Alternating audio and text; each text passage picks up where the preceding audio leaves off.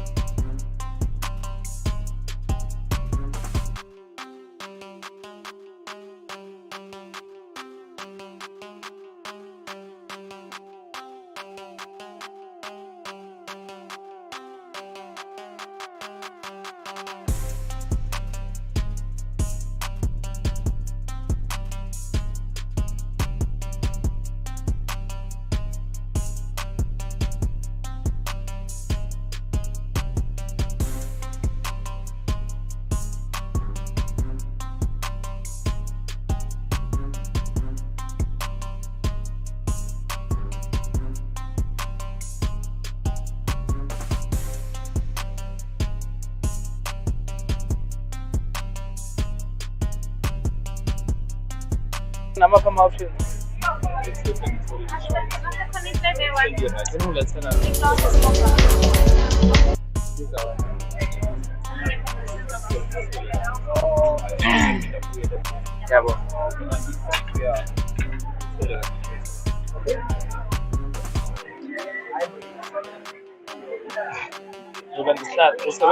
Oh, sorry. Zamile brava.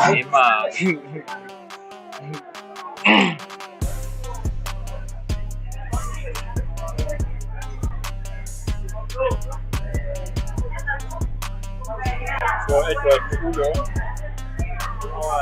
camera 1, mina camera 2, 3. Abanye umusa ngakhuluma nomenina mlungu. Kubalulekile lapha. So wona mongishayisana ngiziswe right. Ngiyayeka. Mawande u1. It's really rice.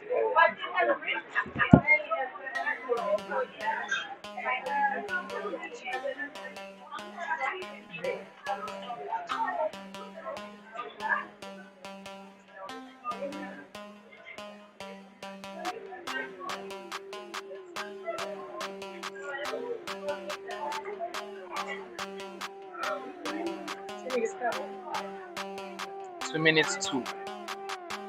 Mina kwami ngifane washele 10 minutes ahead. Alarm clock yami ayikhali. So 2 Kodwa minutes. ngibuka yona and I believe Niyasiza because we are here. Niyasiza because we are kuba here. manje daily need to 3 minutes past. Kodwa le 2 minutes. But wonke ama Direct. platforms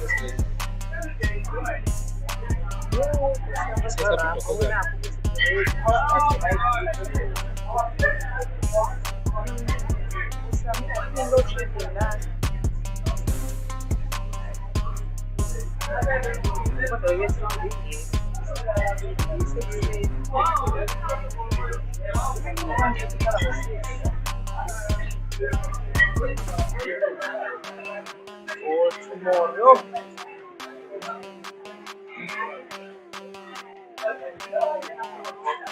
You sure I'm not 60? Alright. So indicate where aba? Okay, KwaZulu-Natal. Alright, sure.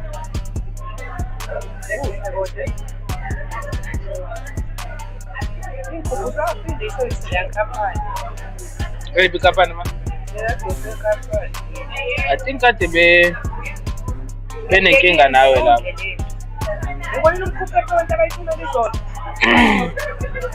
Eh. Oh, well, that's why I still sense at the same time. So right.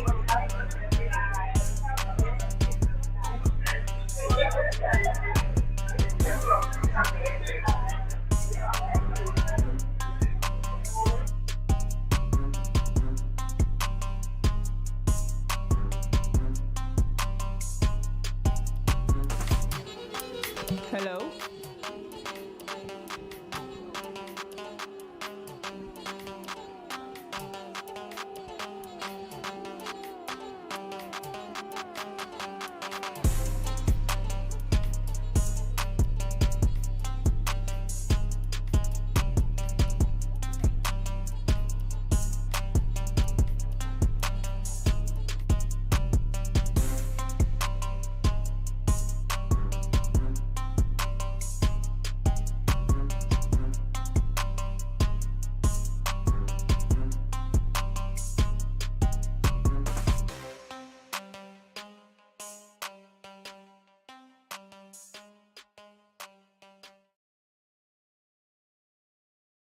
So I thought I should greet you guys before we start.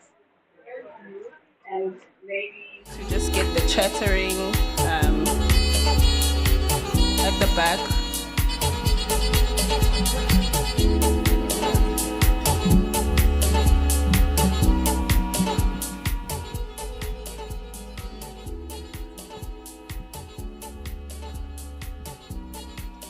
Is someone going to give us a signal to start?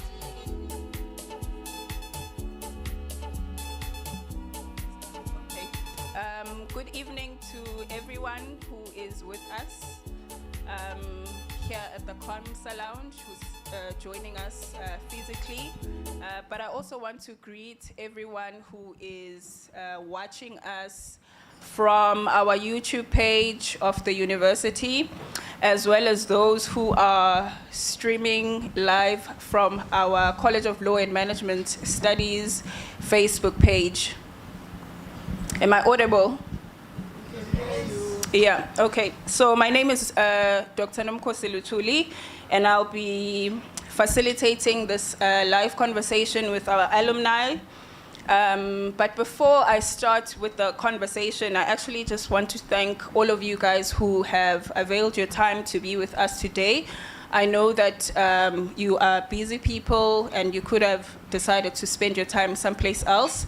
It also just shows us as the institution, the UKZN, as well as the college, that we have people who are actually very much, I would say, determined to, I don't know, I would say work on their professional and personal development by seeking knowledge and well, understanding of some of the programs that we have on offer.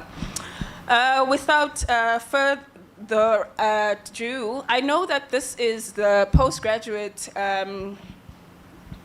It's the postgraduate open day of 2022 for our college, so we don't have any undergraduate people, and also I know that the program started a bit earlier today, and so you are aware of our college schools. We have about 5 schools. We have the Graduate School of Business and Leadership, the School of Law, the schools of Accounting, Economics and Finance, as well as the School of Management, Information Technology and Governance. And within these schools, we have a variety of programs on offer, from the postgrad diploma programs up to the doctoral programs. So we have postgrad diplomas, we have honors degrees, we have masters offered full-time and also as coursework, as well as PhD programs. I know from my school, we have the Doctor of Business Administration, as well as a PhD in Leadership Studies. And I think, so we have a tendency of leaving out one of our flagship programs, which is Maritime Law and Maritime Studies. They're also part of our college. So the reason why we're here today is to have a conversation with some of our notable alumni. I'm going to introduce them very briefly, but I'm also going to give them time to actually introduce themselves exactly how they want you guys to get to know them as professionals. From what I have, we have Mr. Sandile Zondi on my far left. He did his Bachelor of Laws with us at the UKZN, as well as his postgraduate diploma in Forensic Investigation and Criminal Justice. He works as, he's a senior director of his own law firm, which is CS Zondi, and he's an attorney and has recently been appointed as magistrate.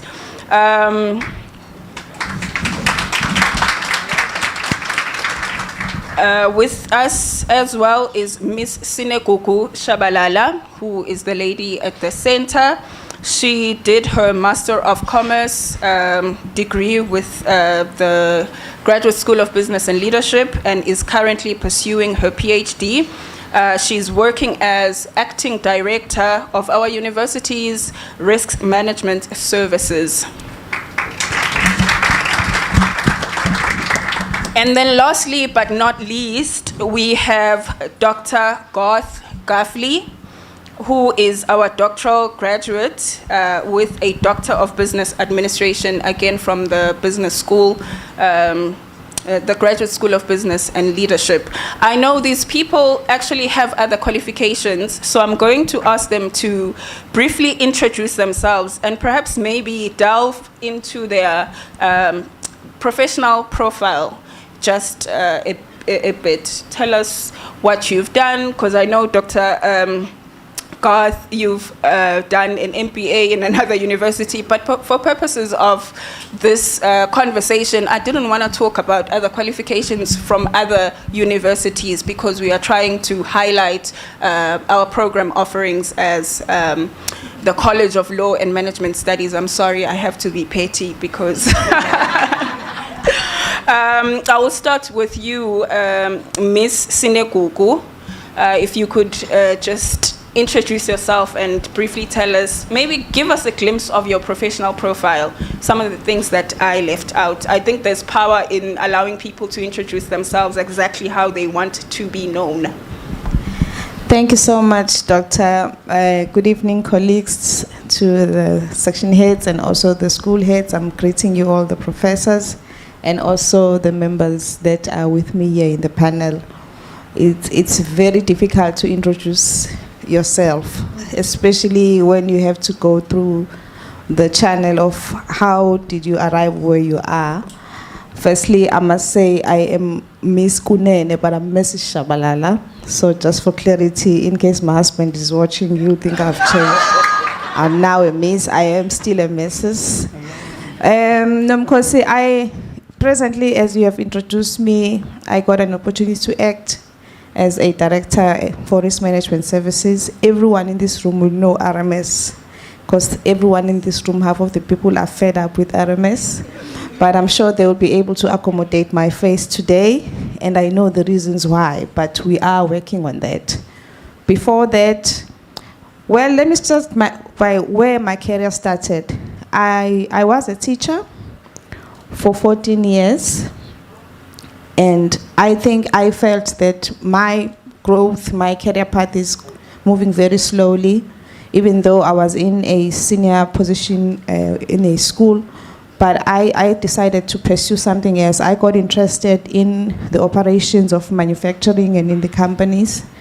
And I started pursuing a career as just a plant operator in one of the companies, one of the giants, the mining giants in our world. We had a BHP Billiton company at Richards Bay, which was known as Hillside Aluminium and is still known as Hillside Aluminium.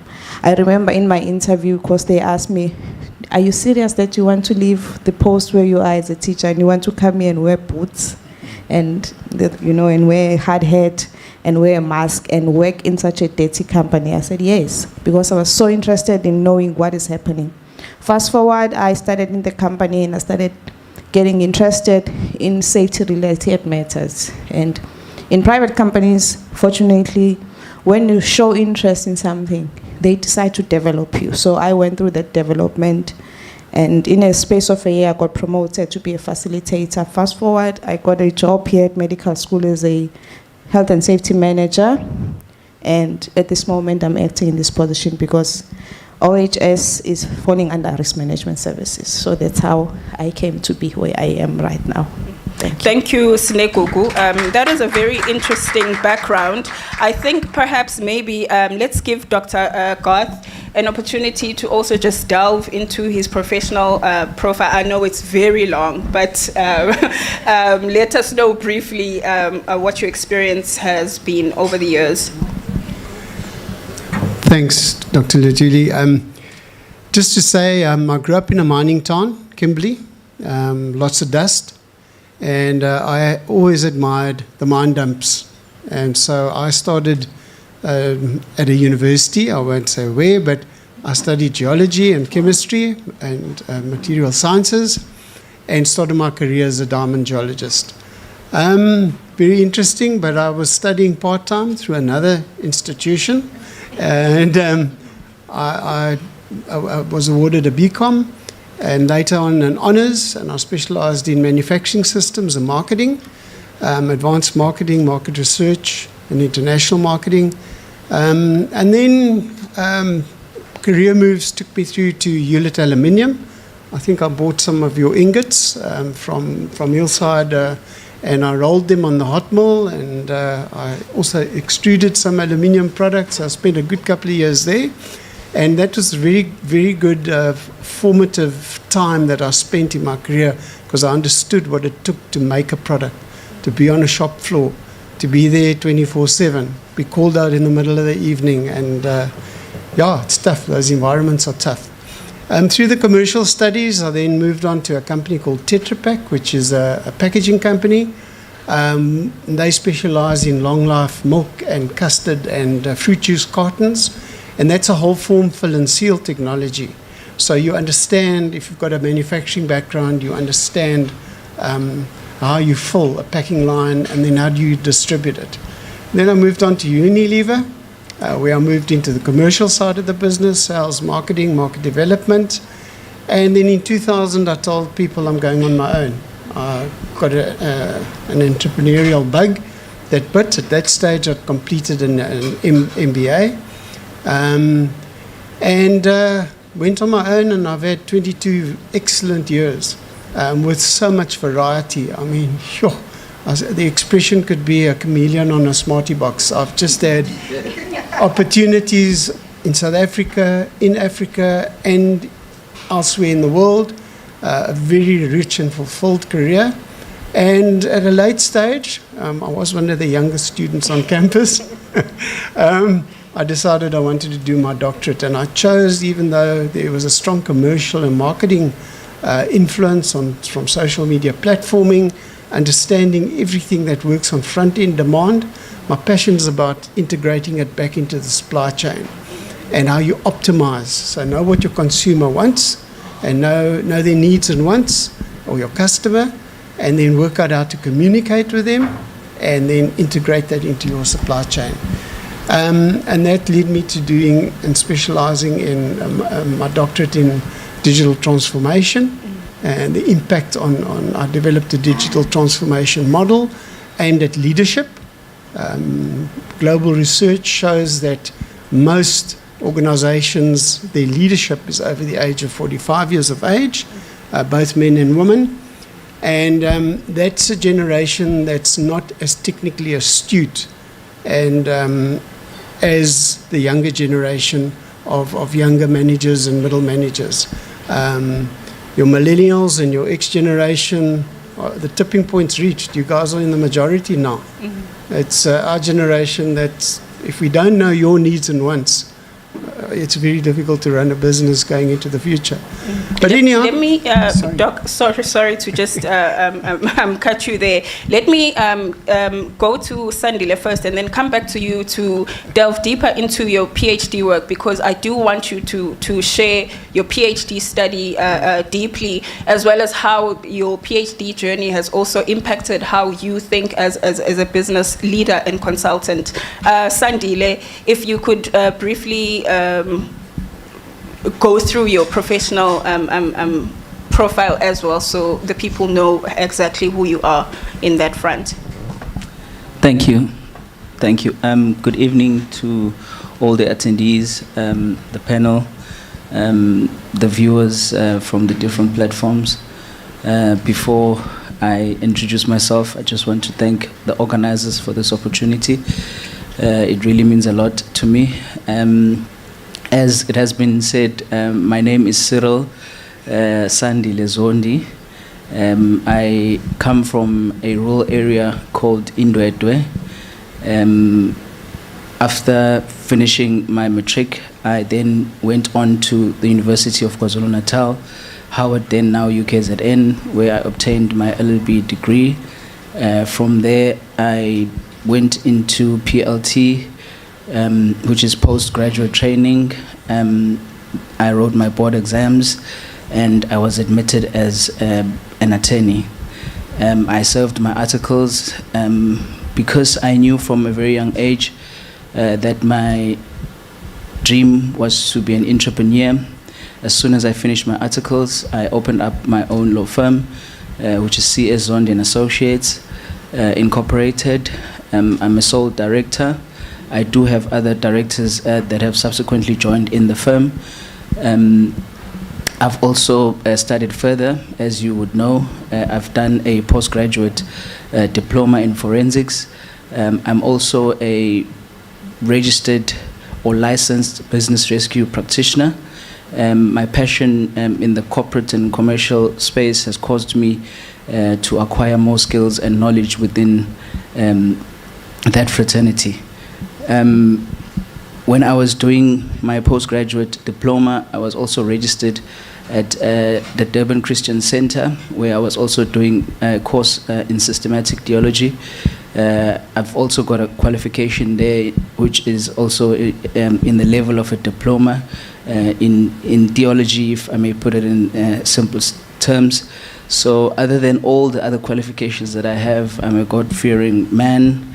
I am married and a father to 3 children. Thank you. Thank you, Sandile.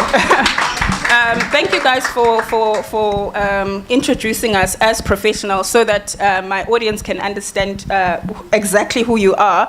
The purpose of today is basically to expose some of our graduates to potential applicants.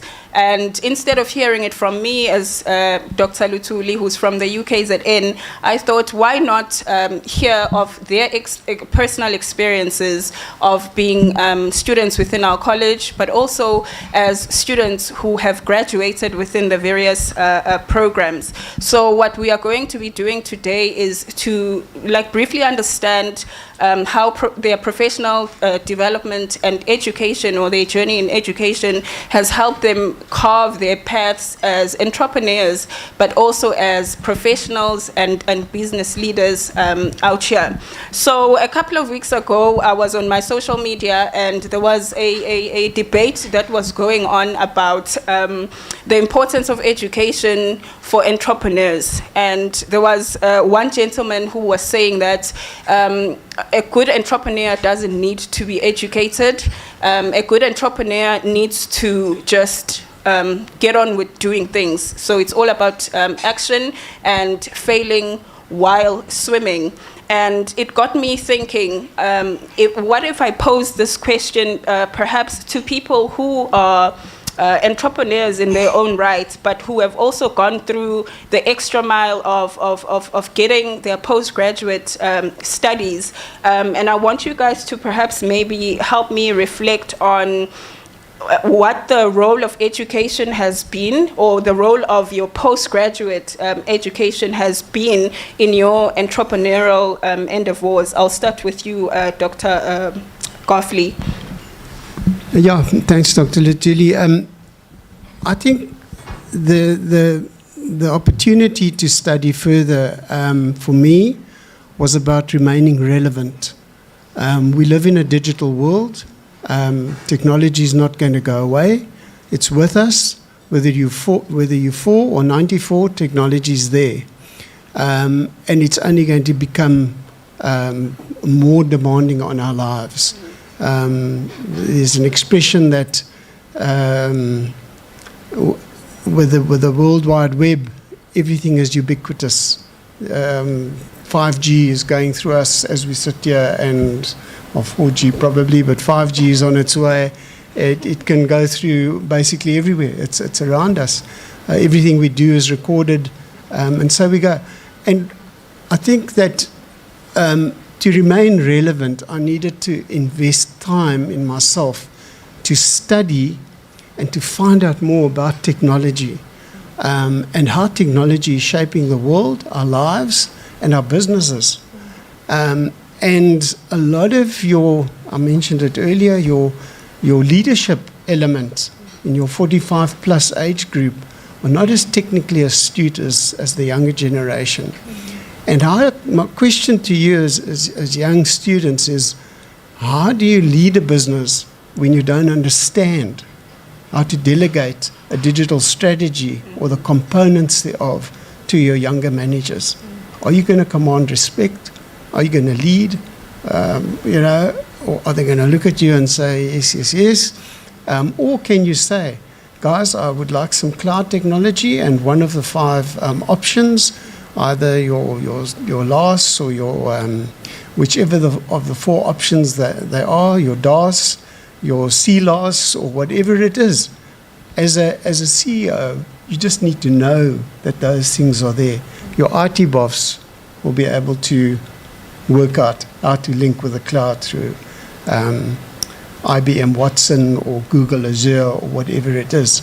So in my consultancy, I questioned, how do I take value to my client base if I don't understand the essence of social media marketing, the essence of cloud technology, the essence of digital transformation? And UKZN, through their doctoral program, allowed me to research those areas in depth.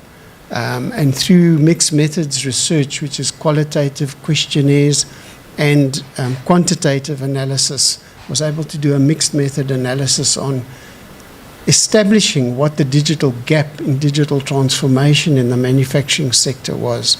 And we're sitting at around 47, 48% transformed in the manufacturing sector. Thank you, Dr. Goffley. Mr. Sandile, how would you reflect on this thought? How has education or postgrad education shaped your leadership of your firm, but also perhaps maybe your personal development as well as an entrepreneur and as a member of society? Thank you. First and foremost, I'd just like to say that I differ with the view that to be an entrepreneur. It's something that is as simple as not having any knowledge. You just need to try whatever and make it work. If it doesn't, it doesn't.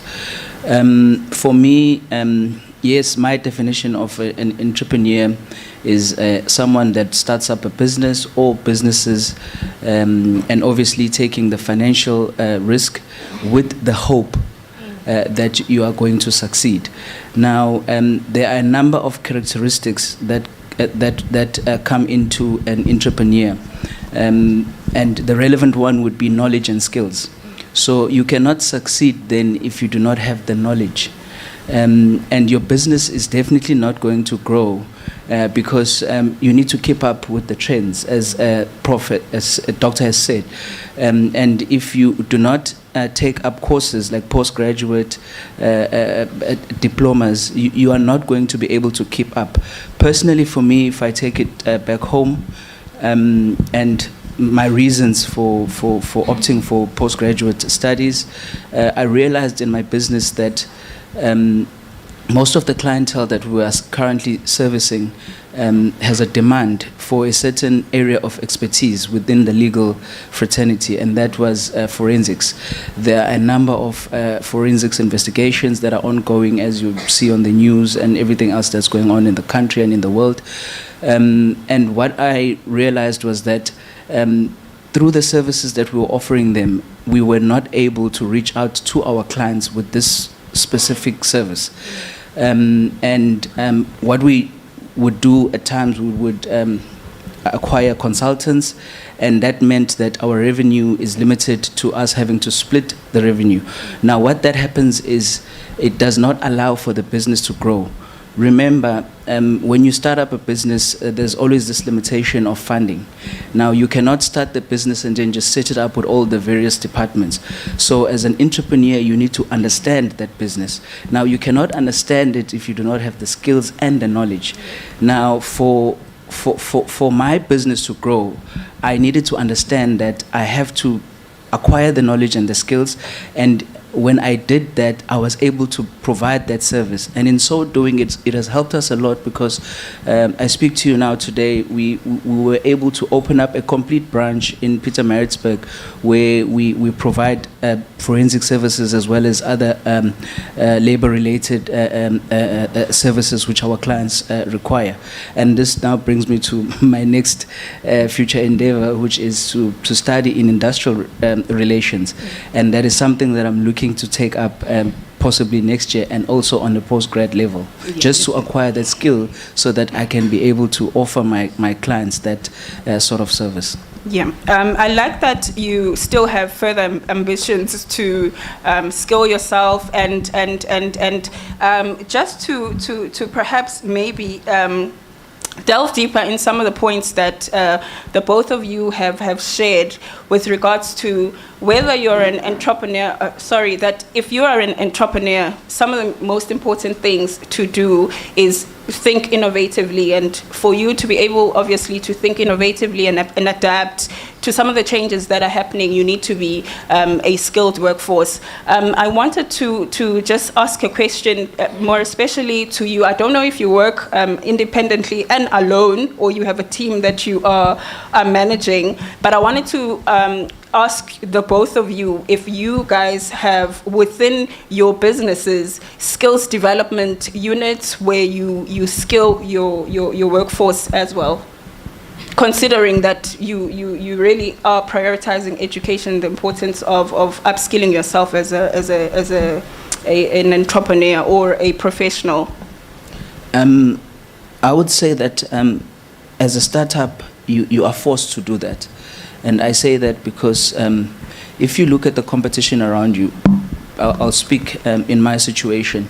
There are a number of attorneys out there, lots of businesses, competition is ripe. Now, I cannot go out in the market and compete with other successful attorneys who have been in the field forever because I don't have the financial muscle to do so. Now, this then necessitated for me to look at investing. Now, in investing, I had to go down and try and find labor or people without the necessary qualifications, teach them, And once they get an idea of how things are done, then spend a lot of money in terms of equipping them with the qualifications. So it's something that is part and parcel of a entrepreneur's life. It's especially when you're starting up a business and growing it. So you have to invest on your staff. Thank you, Sandile. To just bring the focus on on my professional lady and leave out the entrepreneurs. Snekuku, your profile tells a story of someone who started off in basic education as an educator, and you left that to pursue occupational health and safety, and now you are heading up risk and management within our university.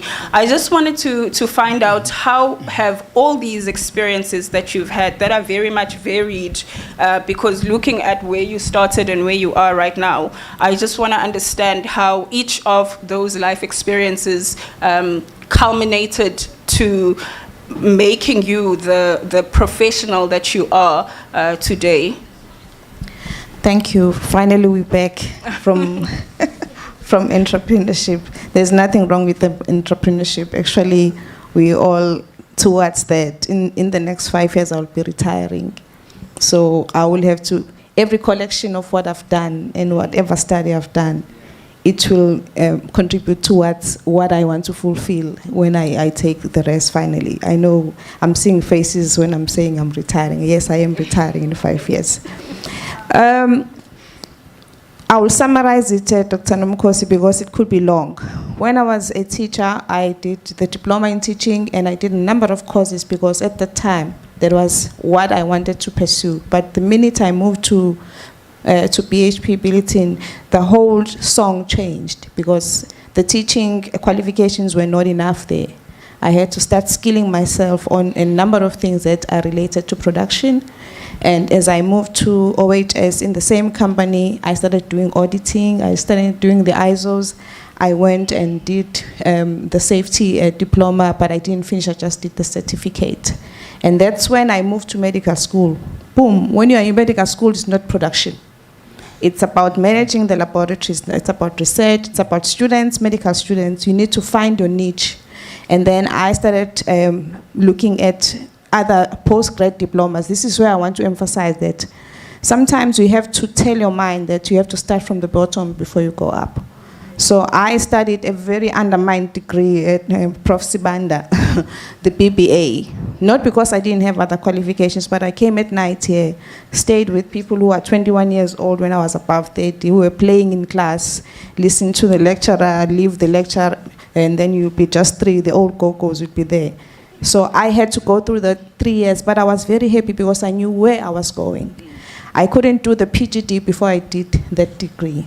So the PGD that I did was very weird because it was a PGD that is done by doctors. It's about occupational health and environmental health. So it was, you know, a marathon for me because the lecturer will just post one slide, say, you know about this, and you'll see a body of a person with all the dots, and you have to go back and ask people what is happening here. For me to know what was happening in my field at the time, I needed to get a PGD. So when I got it, then it was not enough for me again because I'm matching what my colleagues are saying, that at the end of the day, you must know what is your dream. So the more you climb the stairs, the more you climb the corporate ladder also, you must know that the inverse graph is going down because you can't climb and not improve yourself. So it comes together. Then after that PGD, I did my master's. But in between also, I was studying a couple of things. I did labor law because I needed to understand if I'm defending an employee based on the legal perspective which I'm heading. I need to know what is it that I'm talking about. When do I defend the employer? When do I defend the employee? When do I stand in between and not be biased? Because this is what I'm supposed to do. Then I landed where I am again. Then I finished my master's degree. I am pursuing my PhD. My master's degree was based on how occupational health and safety affects employees at work, their productivity. So my research was on that. And the interest now in my PhD is to look at a wider scope along the same topic, but not on productivity now. We all know that we had a quiet 2 years.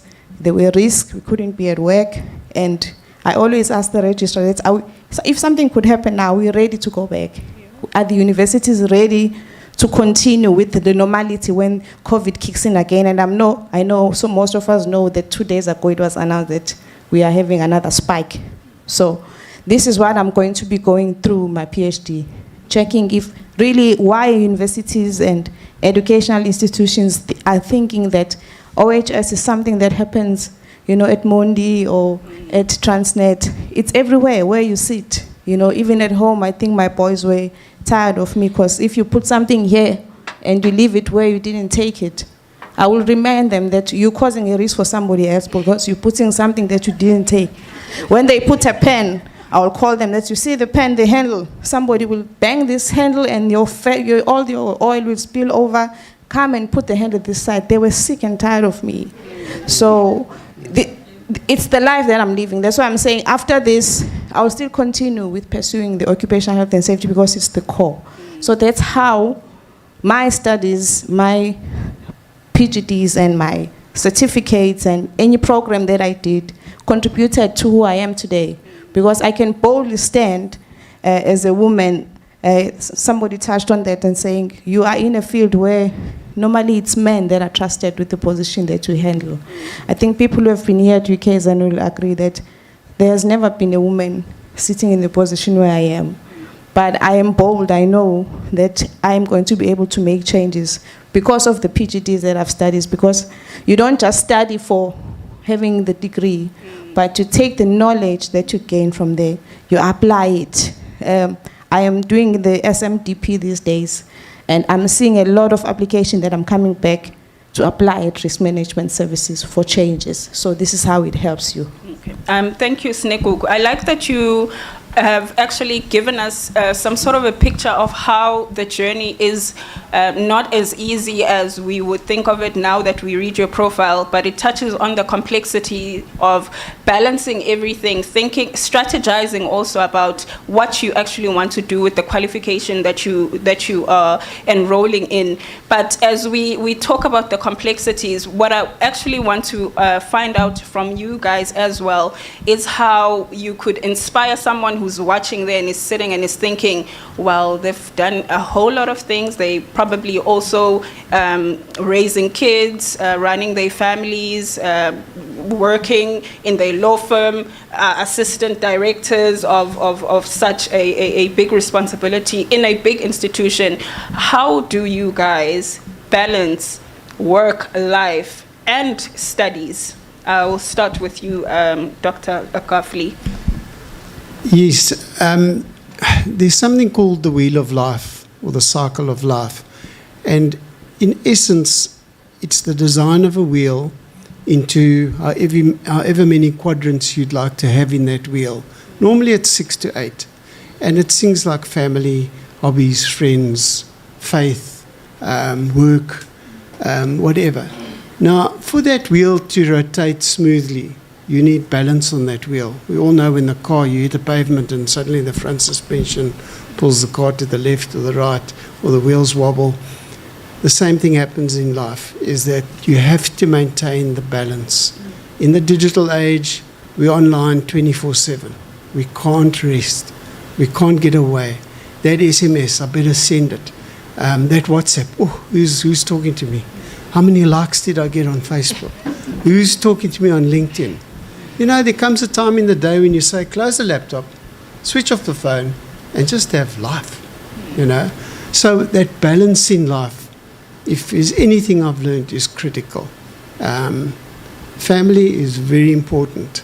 A lot of corporate people forget about their family, and then when challenges arise, what's the first port of call? It's your family. But you've grown away from them, you've grown distant from them. Don't allow that to happen. So I think just plot out your wheel of life and stick to it. Plot out the wheel of life and stick to it. Mr. Zondi, how do you manage to find work, life, and studies balance? Because a lot of people tend to push their enrolling into a postgrad diploma or taking up their master's or PhD because they are overwhelmed. How do you do it all and do it well? I have to be very honest. I'm still in the process of being able to strike a balance. And to be honest, I have not been able to achieve one. Being an entrepreneur, a true entrepreneur, means that you are a doer and not a dreamer. Mm-hmm. And in the field that I'm in, which is law or legal, you find yourself working around the clock all the time. There's deadlines, there's research. My phone never stops ringing, even after hours. You'd find clients who call you at 10, 12, and they're worried about their matters. So when you are entrusted with people's problems, real life challenges, sometimes it's difficult to find that space where you can switch your laptop off and just put everything aside. So there's a lot of risks that are involved. There's time frames that you have to keep up to. So the honest truth is that at times, when you get home, all that you can actually do is just bath and sleep. And obviously the family would suffer at times. I know my wife, she always fights with me, and she always has a problem with this because even when I'm home, I cannot just disassociate with my work. Recently, I've been appointed as an acting magistrate, and I assumed a different role from the comfort that I had as being an entrepreneur, where I work around my own time and whatever else. And having to be at work at 7:30 in the morning and leave at 4. I get home at about 5, and there's absolutely nothing I can do. So where did you get the time to study? Where did you squeeze that in? I had to spend a lot of nights awake because that's the only time that I could do it. I know when I was doing this, like I said earlier on, I was registered in UKZN and also at the Durban Christian Center at the same time. So it meant for me that my Mondays and Fridays, I would literally sleep 3 hours or 4 hours. And that means there's no time for family at all. And on the weekends, I've got appointments with clients that I have to see at the office. Remember, as an entrepreneur, you've also got the admin side of things. So it's not only the operation that keeps you up, but you've also got admin. You've got to look at staff, attend to staff issues, the payrolls. I don't want to frighten anyone. It's doable. It's just that you have to get to a certain level first before you can actually say that you've balanced everything. So looking at my business or my practice, I can safely say that in the next 5 years, we were celebrating 11 years on Sunday, ever since the business started. So I'm looking at a projection of maybe 2026, where maybe I would be in a position where I can safely say I've reached that balance. That balance. Snethemba, how do you do it? Where do you squeeze in the studying so that people are encouraged to find that balance? Because I'm not trying to get you guys to rethink your decisions. I like that Mr. Zondi actually highlighted that it does require, I think, maybe a bit of sacrifice and understanding that at some point the family may take a back seat, or some of the things that you hold dear will take a back seat. But the fact that, as Dr.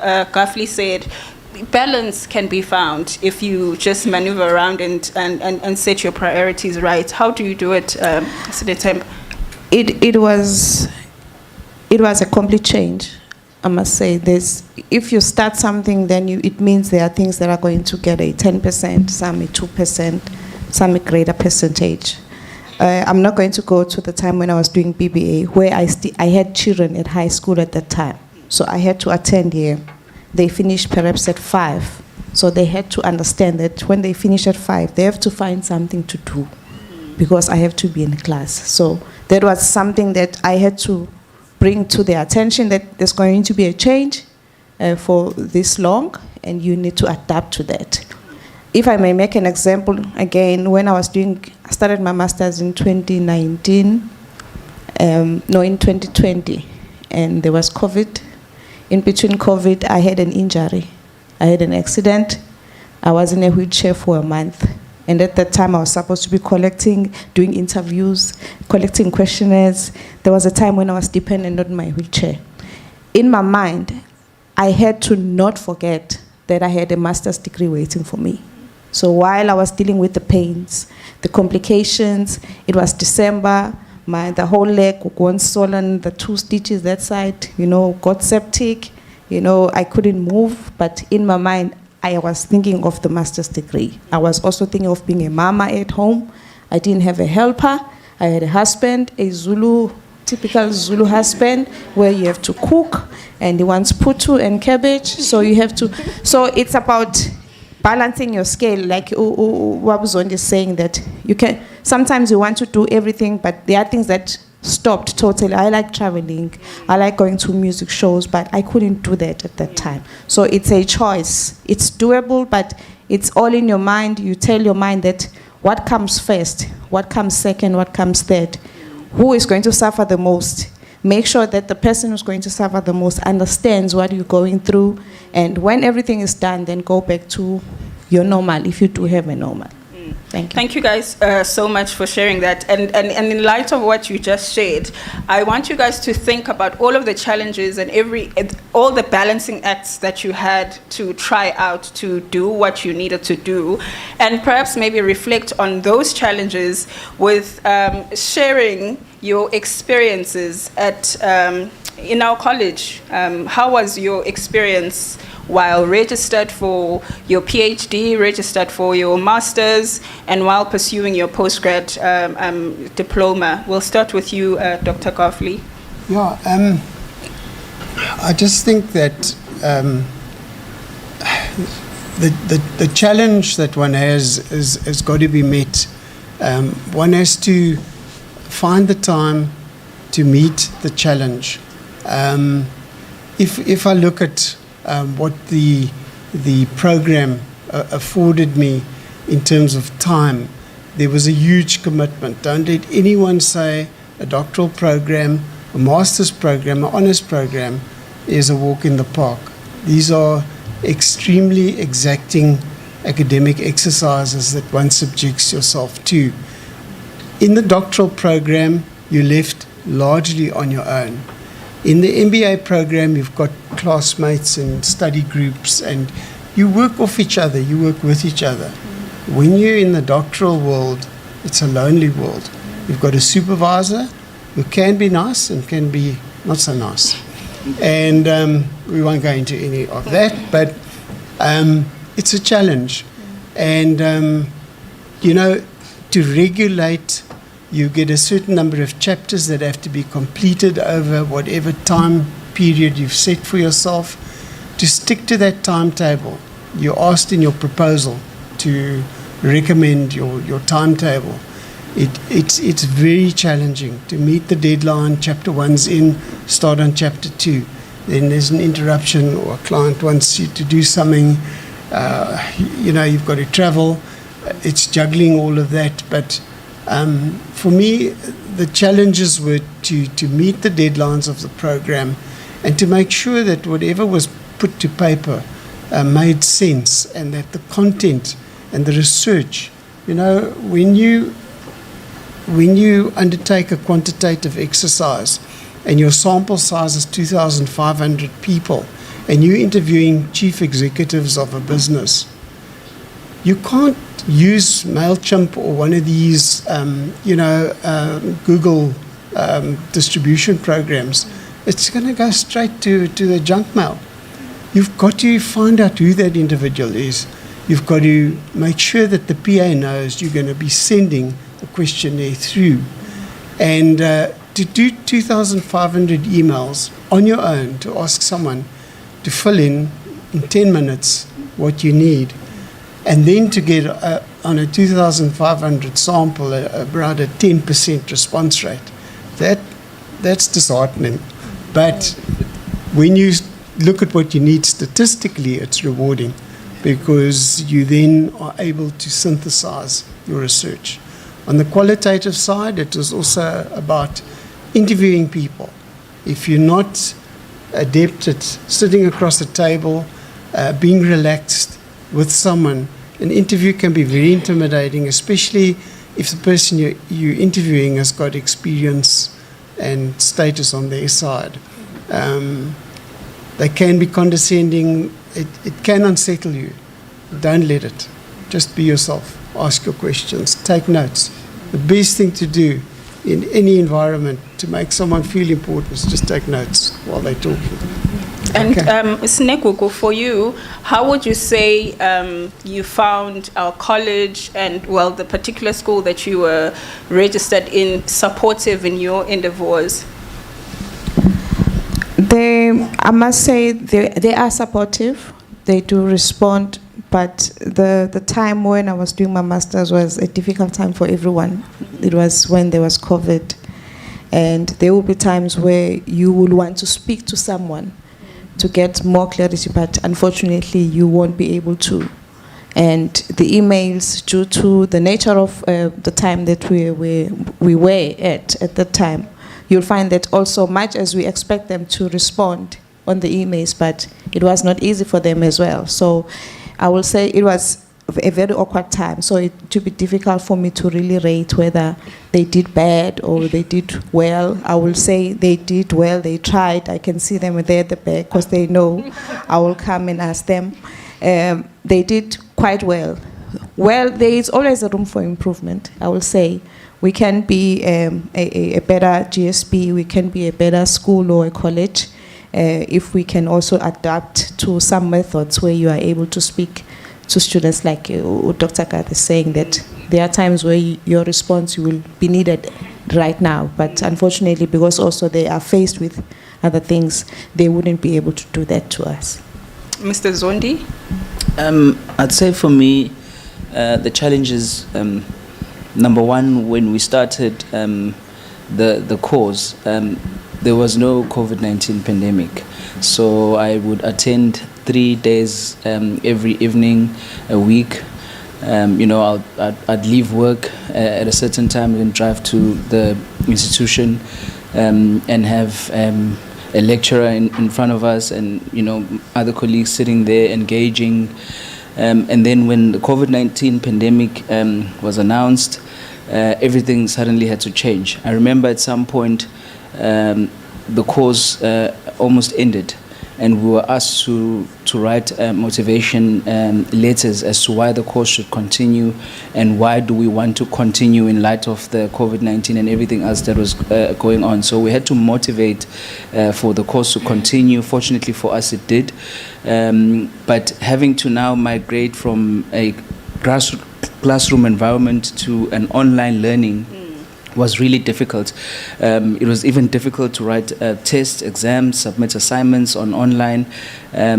I think everyone would share the experience that during COVID-19, whilst you online, you get a news that someone has died or something has happened, and all of those things were a lot of distractors in terms of having to focus. But one had to do what they had to do, even in light of all of those circumstances. And what would you say to someone who's watching who is considering pursuing their postgraduate studies? I would encourage them to do so. Like I said, I'm also coming back next year to do my industrial relations course. The courses are very informative and very relevant to what is actually going on out there. So if you are an entrepreneur like myself and someone that has a hands-on approach on everything, the skills that you will get are very crucial and relevant, and they would definitely assist you in growing whatever business that you have. Ms. Snetheba, how am I doing for time? Is someone going to... Are we still fine? Okay. Thinking about potential applicants, what would your advice be to them considering that you are enrolled for your PhD as well, perhaps maybe share what your PhD work is about and how you are dealing with that process of being a student within the PhD program, and highlighting some of the things that Dr. Gafli shared about the PhD journey being lonely. I don't think that's just like maybe special to the PhD journey, but it may be also applicable or the case to someone who is studying while they have a family and all of that, and everyone within the family doesn't understand what you are doing, and so you are isolated and just left to do what you are doing by yourself. So how would you advise potential applicants in that regard? Okay, I won't be able to advise much on the PhD because I'm also in the process. I haven't started. I'm still in the process of finalizing the proposal, submitting and defending my title and everything else. So, but I know that if you have just been from the masters where I've been, it's like it's double jeopardy when you go for PhD because it's double work. I know somebody who told me that it was not scaring me but was preparing me. So I will say the same to whoever wants to study, that everything that you need to have out of your undergrad, you have to sweat for it. You have to work hard. You have to tell yourself that this is what you want.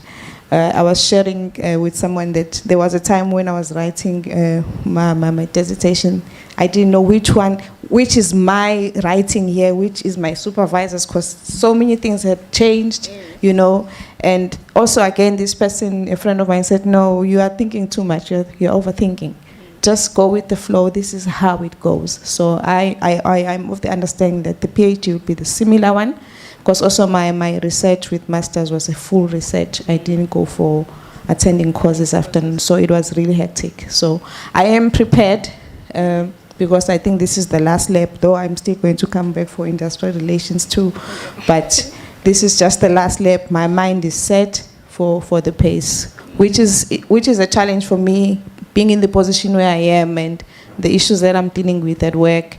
And fortunately at home, the children are grown up, and also I won't have a burden to be a mama again. But your mind has to be set on the goal and forget about the other things. Dr. Gafli, I want to come back to you as we are about to conclude our conversation, and perhaps maybe ask you to reflect on, or maybe give word to some of our potential applicants who are sitting at home thinking or making a decision about what program to register into. When I listen to all of your stories, I feel like you're doing a lot of things, and it's like varied things at times. And I think we are addressing slightly younger people here.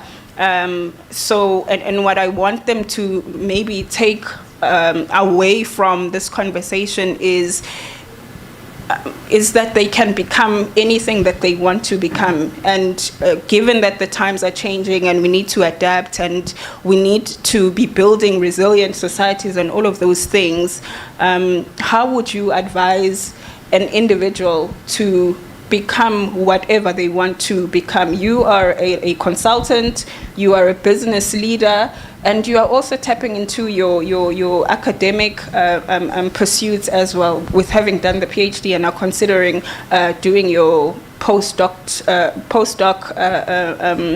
studies.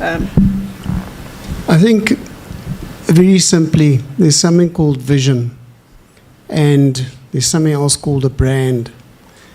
Your vision is the vision you have for yourself, where you want to be, what you want to do, and how you're going to achieve that.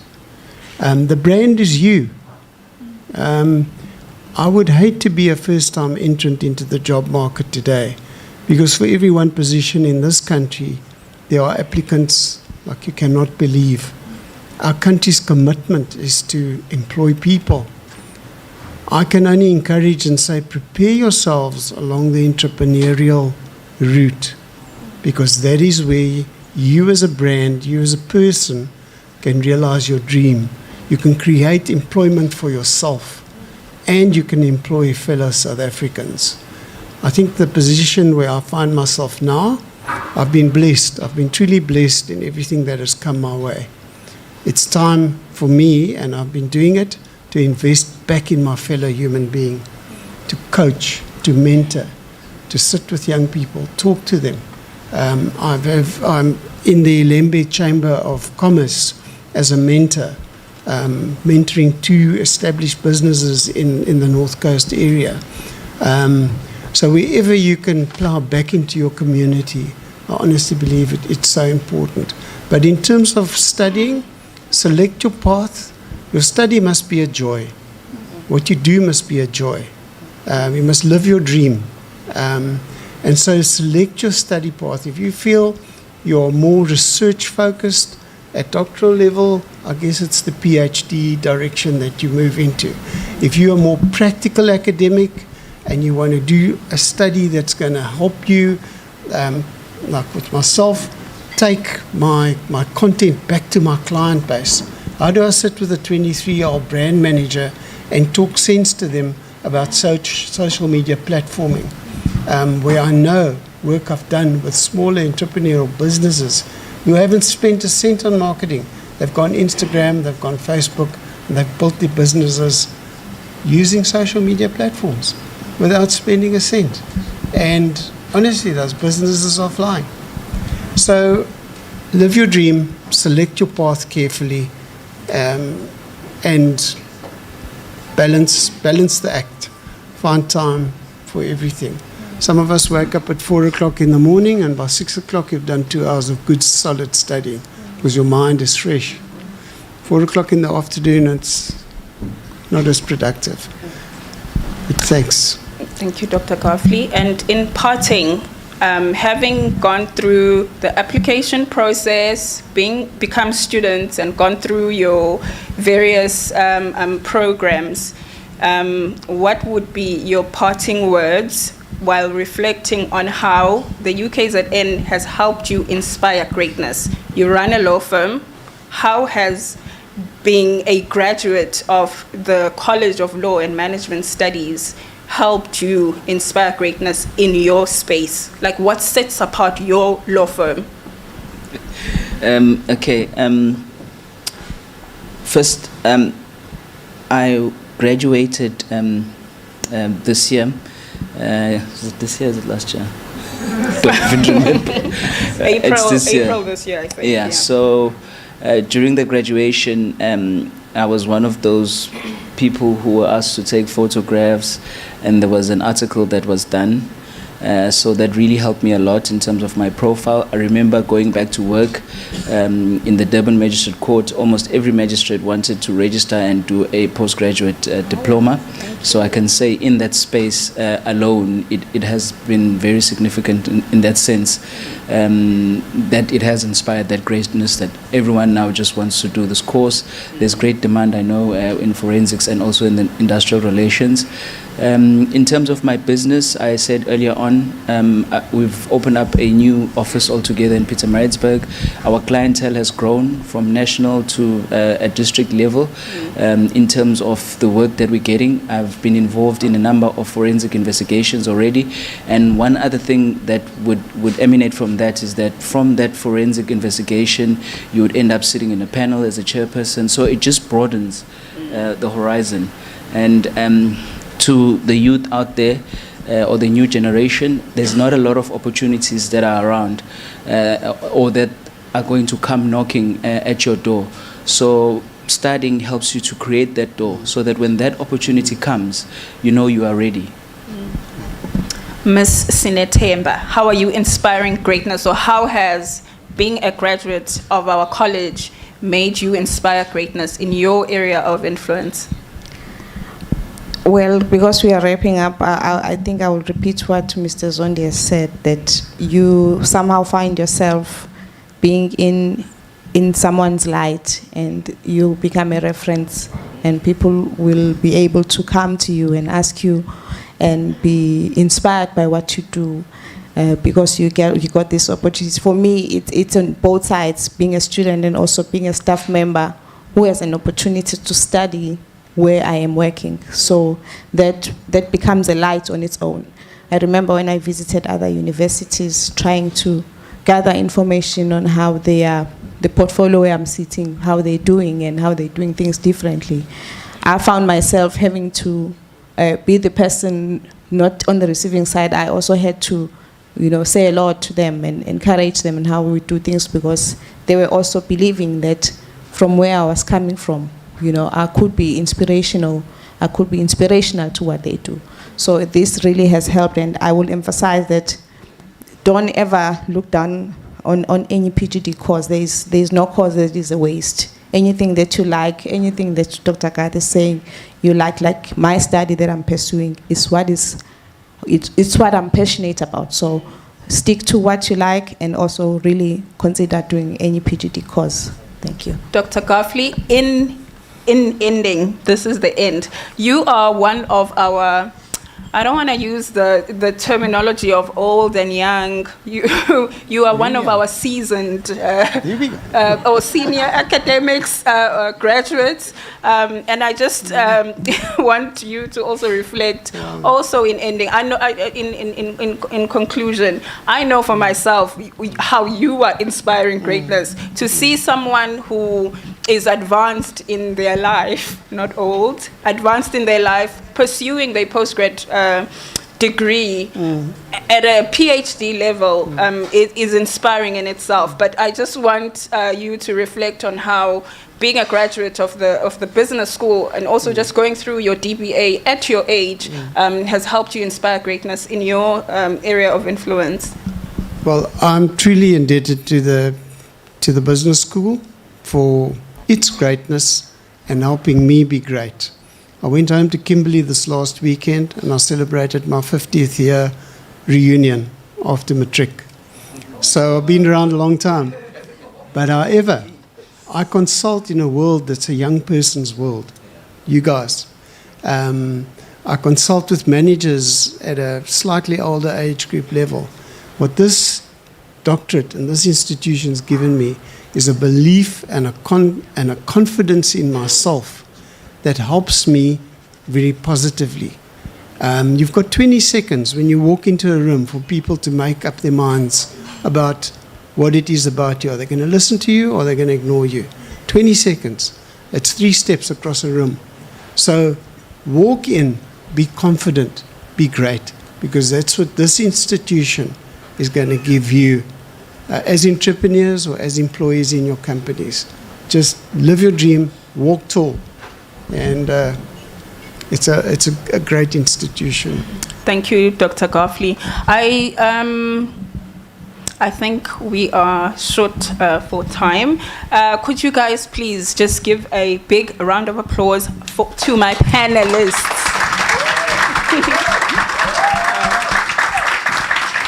I don't know if you guys have any questions. Oh, okay. How are we doing for time so I know how many hands we can take? 10-15 yana minutes. Okay, so first hand. Can I see all the hands? Okay, so one. We have another one at the back. Sorry, guys. Can I go for it? Yeah, just introduce yourself and Okay. direct your question to my esteemed panel members. Okay. Good evening. Good evening, all. My name is Gift Mjali, and my question is pretty much directed to everyone at the panel. It has more to do with so Mr. Zondi shared that after your articles, you felt ready to jump straight into entrepreneurship, and Mrs. Shabalala shared that in 5 years she has ambition to go into her own thing, and Dr. Garth also has his own consulting thing. So I'd like to know more about at which point do you maybe feel, so between Mr. Zondi and Dr. Garth specifically, there's a difference of working for time in corporate or commerce fields and then going into self-employment versus maybe diving into it at an earlier stage and not going the longer route of going through employment, as well as from Mrs. Shabalala, who now is employed but she feels or she has an estimation of when she'll be ready to go into self-employment. So my question has to do with can everybody please give me input on when do you know that you're ready to take on your own business or employ yourself? Thank you. Mr. Zondi? Okay. For me, okay.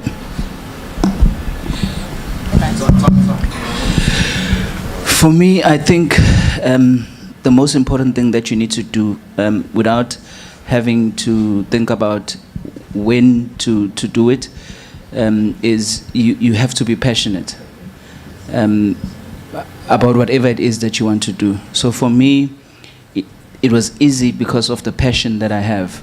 So I have this fire that burns within me, which keeps me running all the time. So whether I had started early in my career or late, I don't think it would have made a difference because of passion. Again, I think I'll go where you've started. The passion is the main driver. I know, okay, me embarrass him. He's a friend to my last born. They were together at school. So it's about the planning. It has to go with the planning, because planning will help you to check your flaws and the corners and the high notes and the downfalls that you may go through, and prepare yourself. But again, it's not about money. In the business, when you are going, it's not about how much you make, but how much contribution you're going to make in the field where you are. Like the field that I'll be going to, it's more of contribution than the money that I will make. The money will be just for me to have bread at the evening and eat. But it's not to become a millionaire or a billionaire. Will be a second, second part of whatever I can do. But you'll never do anything that you don't have passion of, no matter how much you think it can make money for you. So you have to invest on what you know, that you know, and you'll stand on it. Like the field that I'm at OHS or risk management, it's something that I like, that you can wake me up at night and I can talk to you about it without even me asking you to pay me for it. So it has to be something that is like that in your life, so that it gets embedded to the dream that you have. Dr. Coughley? I think that if one's going to be an entrepreneur, it's always good to have a grounding, either a corporate career grounding. We've got law, myself, corporates, currently university. And when you've built up a 25, 30-year experience base in what you do, it's easy to go out there because you are the person. You have the knowledge. You just need to take the step. Always make sure that there's a market for your services. Entrepreneurs are very prone to believing the market wants it's up here. Go and do your market research. Find a niche for your product. Find a niche for yourself as a brand.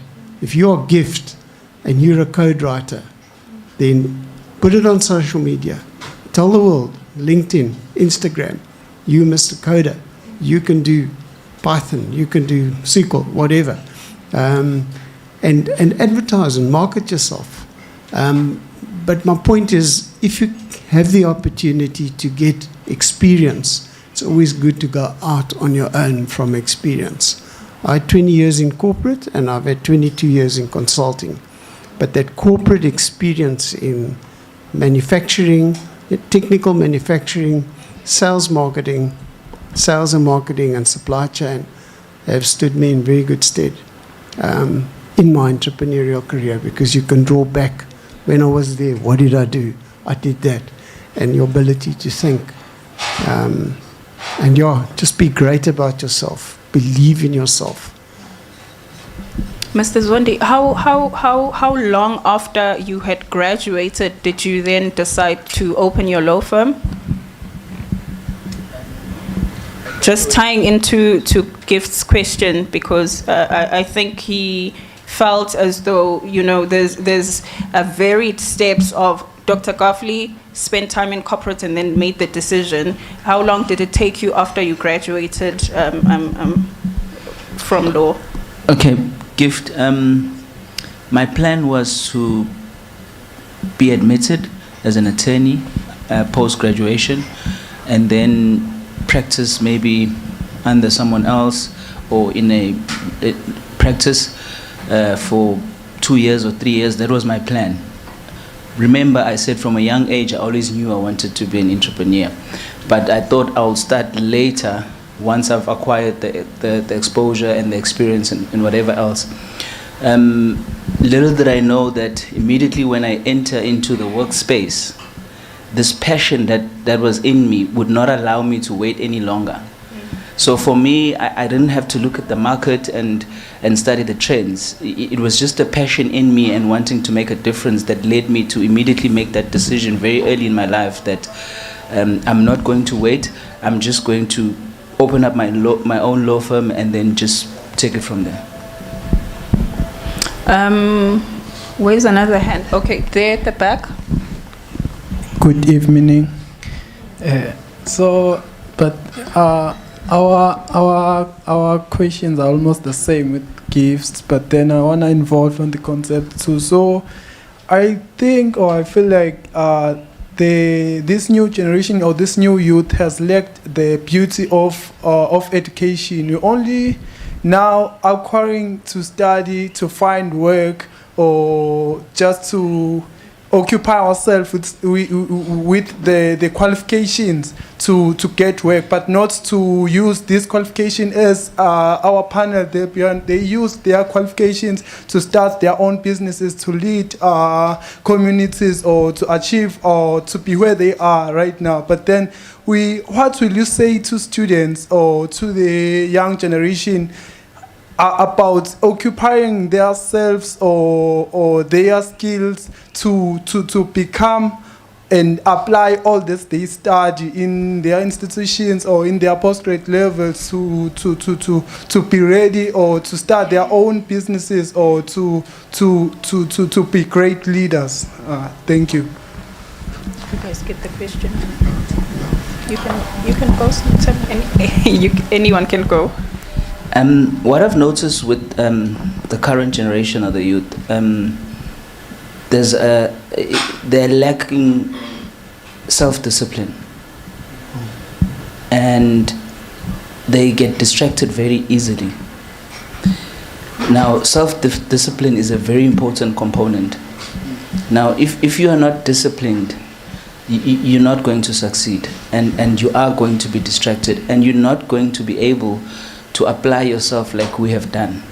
So we have had to sacrifice a lot of things, things that the youth like today, go out and do all crazy things. But because we wanted to make a difference at some point, we had to channel ourselves along that path.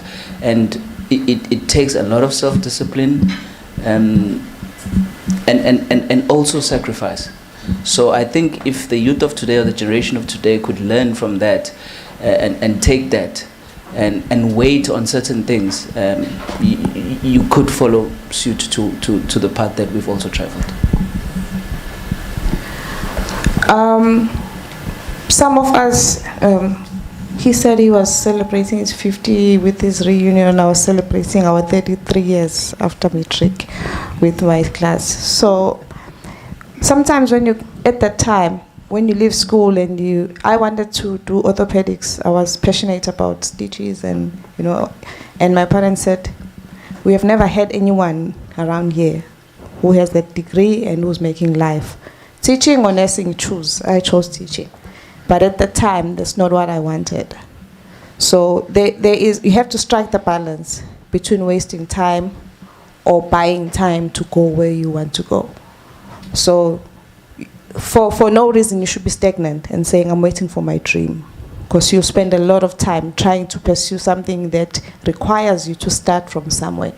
So you have to be careful and balance the two. Including what Mr. Zondi is saying, that try not to concentrate on a lot of things that will find you along the way anyway. You'll find what you're doing now at 20, you still find it at 50 at my age. So try to focus on striking the match on your career. So whether you start with what you can do at the time, or you start where you really know that this is where I want to be. It could go both sides. So, but start from somewhere. You cannot be idle because something is not happening, or you're waiting for a miracle to happen, because the miracle could come very late in your life after you've wasted a lot of years. Thank you, Ms. Shabalala. I think also a part of his question was wanting to understand how, because they are younger, how they can use the qualifications or the skills that they are getting right now through their programs, and how they can turn that into pursuing their entrepreneurial endeavors. I think that's what he wants to understand. Like, where do I start, or how do I, instead of just going out there and looking for a job, starting from where I'm at, how do I begin to pursue my, how do I begin to use what I have been given in the form of formal education and turning that into my entrepreneurial endeavors? Education, whatever it is never wasted. Education, Sandelia spoke about discipline. When you sit down behind your books, that's discipline. When you decide I've got an assignment to submit or a paper to write, it's discipline. So discipline along the lines of what you want to do and what you need to know. It's very important. The younger generation today grow up in the digital world. You are the digital disciples. It's natural to you. There is a world of opportunity base out on the digital side. From data analysts, code writers, data scientists, systems architects, the list goes on, that you can look at, which years ago were careers that weren't there. Those careers, if you're a good code writer, or if you can work with statistics, you can set yourself up as a data analyst, and you can outsource your services. You just look on the internet. Who are the companies that need data analysts? There's a company, Data Profit, down in the Western Cape. They've got 40 data analysts in that organization, and they outsource to a whole lot of the additional people. If you're not sure of how to go about that, there are folks like us in the alumni that can be approached. Ask us, how can I go about it? We'll give you names, we'll give you details. We'll say, have a word with this one. If you know the person, we can put in a good word for you. But don't hold back. Don't be shy. You are the brand. You go and market yourself out there. And find your passion, work on your passion, and stay disciplined. And don't let social media distract you. This one got so many likes for that, and this one so many. Just stay focused. It's only social media. Thank you, Dr. Goffley. While Mr. Zondi goes, is there any other question? Because we are about to conclude our session. I see a lady just here by the front. You can go. Yeah, I just wanted to share my personal experience in terms of a situation where you have the qualifications and you just don't know where to start. When I decided I needed to open up my own law firm, I didn't have capital. I didn't have any money, but I knew I needed to have an office, furniture, a suit, and look the part so that I can attract the clientele. And I sat at home with nothing, didn't know where to start, but sitting at home was not going to help me in anything. I immediately started making contact with people that I did not know. I went to a building in town called Sangro House. I asked for a building manager that I did not know. I met him. I told him my dream. I told him what I want to do. And I told him I need an office. I don't have money to pay. I don't have money to buy furniture. And if you can help me with time, I would be able to get some revenue and pay him. And, you know, God being God, he acceded to my request. The next day he called me in, he showed me an office filled with furniture, and that's how I started, without any capital. So some of the youth of today is very lazy. and they're afraid to make that first step, which is to approach someone. You know, there's a saying, umuntu ngabantu. So without the person next to you, you probably cannot realize your dream. So it's going to take for someone else for you to be able to rise up. So do not be afraid if you feel that you are stuck or you do not know where to go, to ask for help. You'll be so surprised that you just need to speak to the person next to you in order to get your career started. Thank you, Mr. Zondi. You can go. You have a question? Good evening, everyone. My name is Phumzile Mtshali, and I have 2 questions, I think, which are different from the one which Gift and Lindo asked. So the first one is, most of you did speak about how you're on your own, basically, when you reach the higher levels of education, like your PhD. So I wanted to ask how you deal with the anxiety and stress that comes with the course you're doing at whatever moment, and if the College of Law offers specific supports for postgraduate students at your level. And the next question is, in the case where you start your own business, does the College of Law give you any support as an alumni or connect you with other alumni who might be able to help you start up your business or progress in your business? Thank you. Okay, I'll touch on the support from the college when it comes to stress and everything. That is provided from the student side. I'm sure you can get somebody who can help you with that. But besides, at your age, you should be the person who know yourself. What is it that works for you?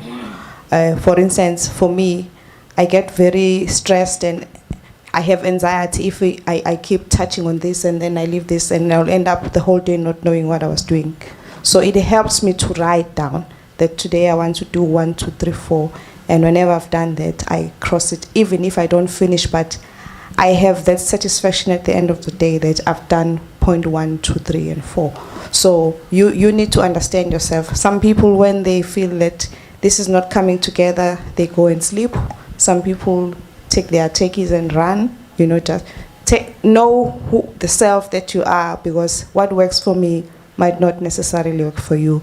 But I would not advise you to use any muti, any pills, any drugs, because you'll be dependent on those things. Yet you have a very great person within you who you can tap on and know exactly what is it that needs to be done when you get stressed. Dr. Goffley?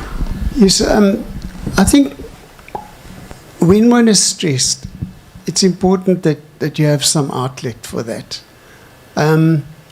My late father was a school principal, and his philosophy in life was mens sana in corpore sano, a healthy mind in a healthy body. At my age, I still ride my mountain bike, I go to gym, I'm still studying. I won't tell you how old I am, but yeah, I guess you all know. But that is one outlet, is put your tackies on, go for a walk, go for a run, go to the gym, and just try and let it, clear your system, clear your mind. The other thing we did in our doctoral group, I said it was lonely. It wasn't, I must rephrase that, it wasn't that lonely. We started a WhatsApp group amongst ourselves. I think there were about 40 of us on it. And we'd come to class here once for a week at a time, every 3 months, for different sections of the program. And we'd compare notes there, and then we'd go off to our respective places, and we'd talk to each other. And what did you do here? How did you go about your research there? What did your supervisor say here? And I think it's to create a community. And the other thing that Sandile said was, don't be scared to join networks. Go to clubs, not those ones in town, the professional clubs, where you can network on campus. If campus can allow you to network at a function, if it's coaching and mentoring, the body has meetings here in Durban, go and sit there, attend, listen.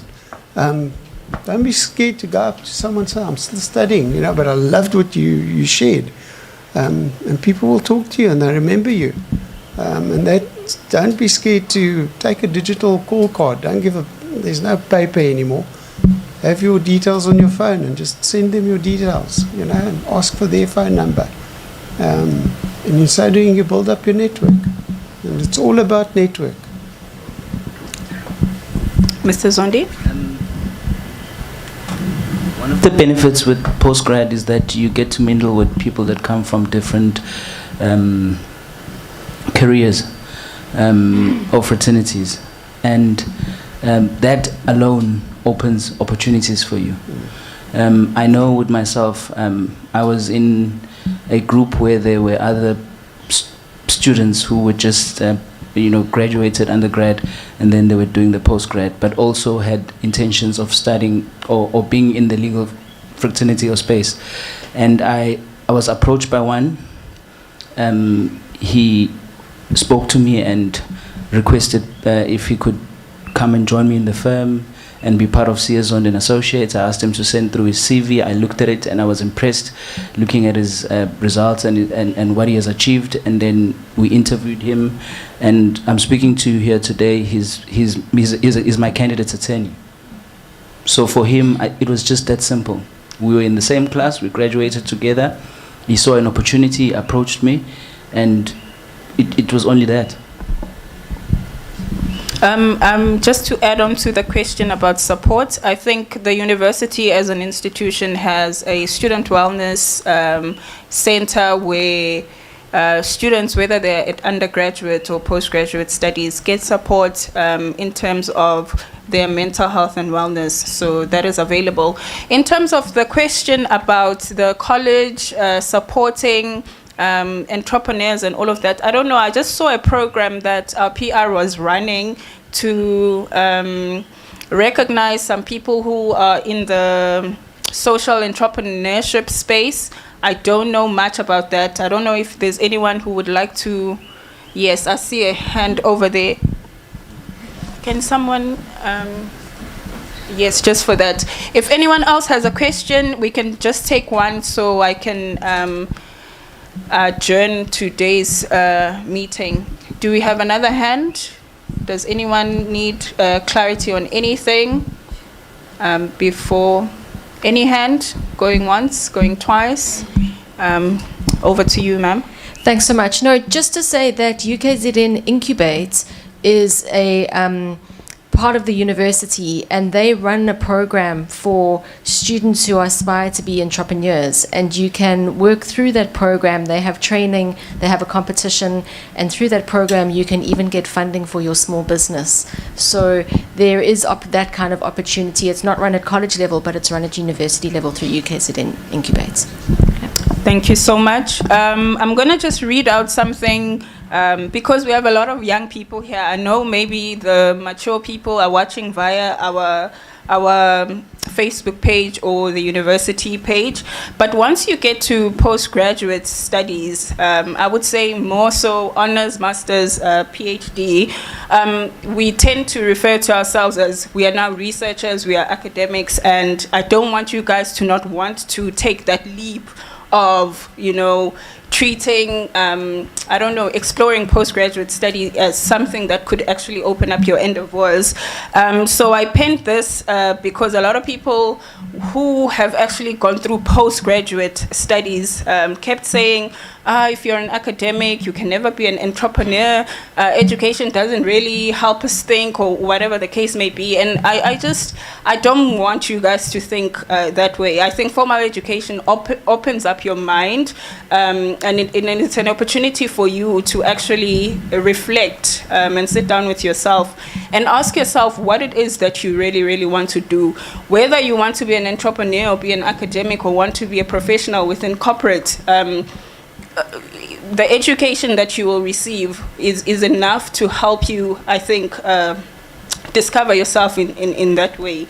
But should it be that you take on master's, PhD at any level and you feel like I'm a researcher but I don't know what I'm bringing to the world, here's what I can share with you.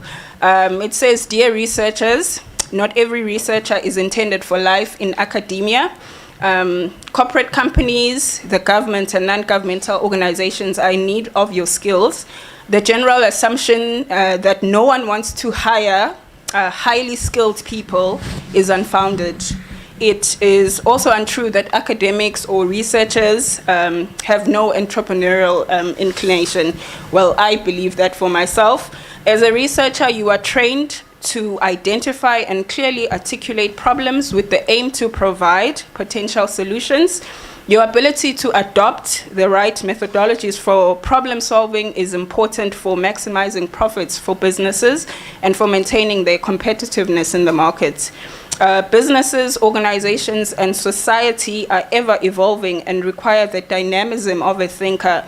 And that is what you are. At postgrad level, you stop being, I think, a mere student. You get to a point where you really test out your critical thinking abilities, and you get to understand yourself as more than just a student, because you naturally have an eye for problem identification. And when you get to your master's and your PhD, you get a lot of the first question is, what is the problem? You know, and so because you naturally would be trained to identify problems, your entrepreneurial ambitions could emerge from that.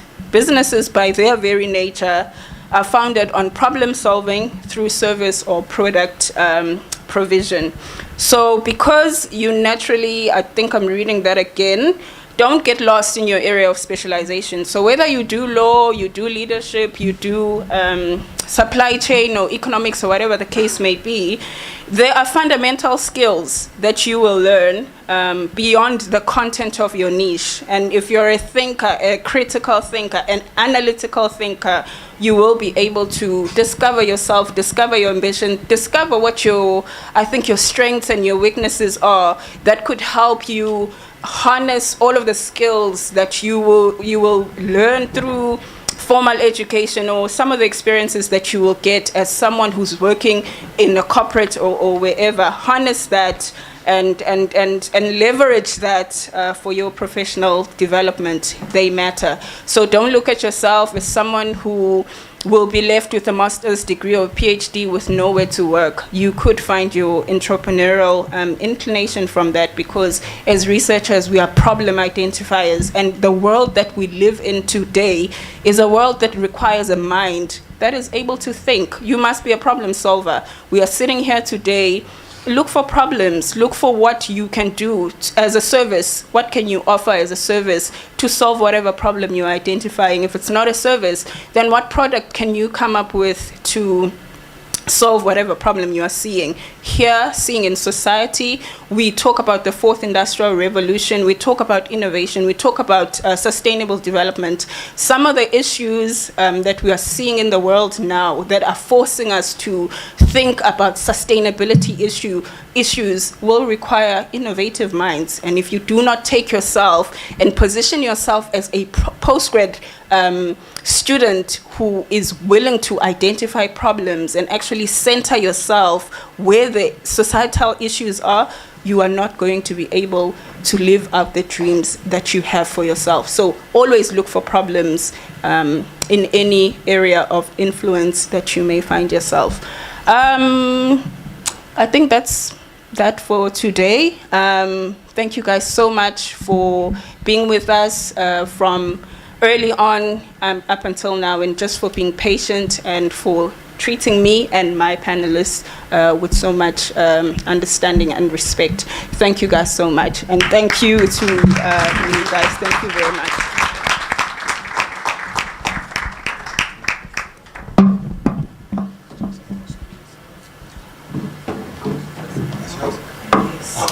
Thank you guys so much. Siyabonga usulifana igama elisha Miss Net Emma.